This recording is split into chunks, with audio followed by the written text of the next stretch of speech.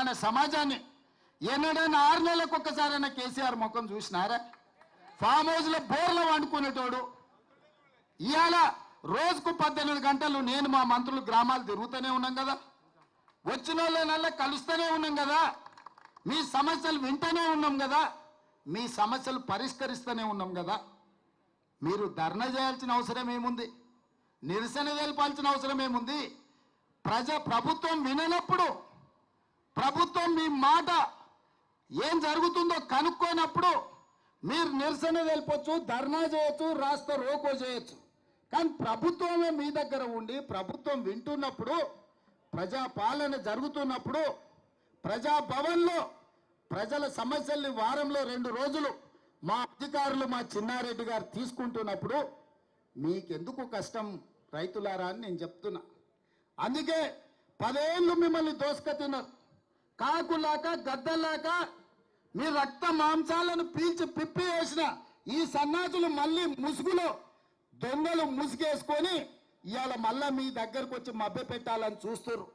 ఈ దోపిడీ దొంగలే కదా ఈ 10 ఏళ్ళు మిమ్మల్ని దోసుకున్నది.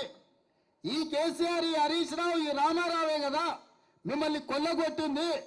ఆ కొల్లగొట్టిన సన్నాసులను 6 నెలల కింద మీరే కదా బొందబెట్టింది.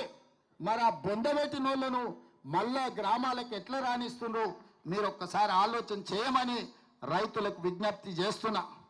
మాయ చెయ్యాలని, మిమ్మల్ని మోసం చెయ్యాలన్నదే వాళ్ళ ఆలోచన. 10 ఏళ్ళలో వాళ్ళు ఇచ్చింది ఎంత? 10 నెలల్లో మేము ఇచ్చింది ఎంత? అమరవీరుల స్తూపం దగ్గర చర్చ చేద్దాం రాండి. రాజీనామా చేయాల్సి వస్తుందని తాటి సెట్టు లెక్క పెరిగిండు కానీ ఆయన పారిపోయి వాళ్ళ కొత్త మాటలు చెప్తుండు. అందుకే సిద్దిపేటలో మా మైనంపల్లి పోయిండు, రా మాట్లాడదాం ఏందో చూద్దామని. అటు యాంకల్లో కూడా పోలే. ఇక నెక్స్ట్ మళ్ళీ జగన్న ఉన్నాడు, జగన్న వస్తాడు తొందరలోనే సిద్దిపేటకి, జగన్న దోల్తా.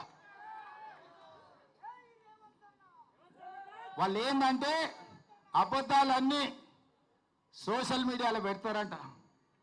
గట్లనే నరేంద్ర మోడీ గారు వాట్సాప్ యూనివర్సిటీలో పెట్టిండు. 400 అన్నాడు. నేను ఆయననే చెప్పిన 240. అవునా? ఒక్క సీట్ అని ఎక్కువ వచ్చిందా? సరిగ్గా గంతే వచ్చింది. రెండోసారి చెప్పిన పార్లమెంట్ ఎన్నికల్లో వచ్చినప్పుడు నువ్వు శాతనైతే మొనగానైతే ఒక సీటు గెలువురా అబ్బా అని అన్నానా? సేవలనే కదా నేను అన్నది. బీఆర్ఎస్కి ఒక్క సీటు కూడా పార్లమెంటు దక్కని అని. ఆ మాట మీద కాంగ్రెస్ పార్టీ కార్యకర్తలు 7 ఇట్లలో డిపాజిట్లు పోగొట్టారు, 15 ఇట్లలో 3వ స్థానానికి నెట్టారు.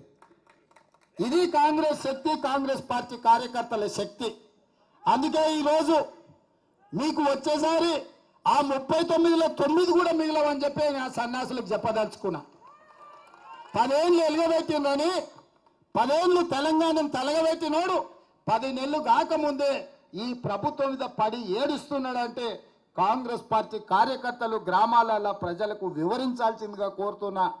ఏది ఏమైనా ఇప్పటి వరకు ఇన్ని గంటలు ఇక్కడ ఉండి ఖర్గే గారు, రాహుల్ గాంధీ గారు పిలుపు మేరకు ఈడీ కార్యాలయం ముందు నిరసన ధర్నాలో పాల్గొని దేశంలో జరుగుతున్న ప్రధాని అదాని దోపిడీని అడ్డుకోవడానికి వచ్చినందుకు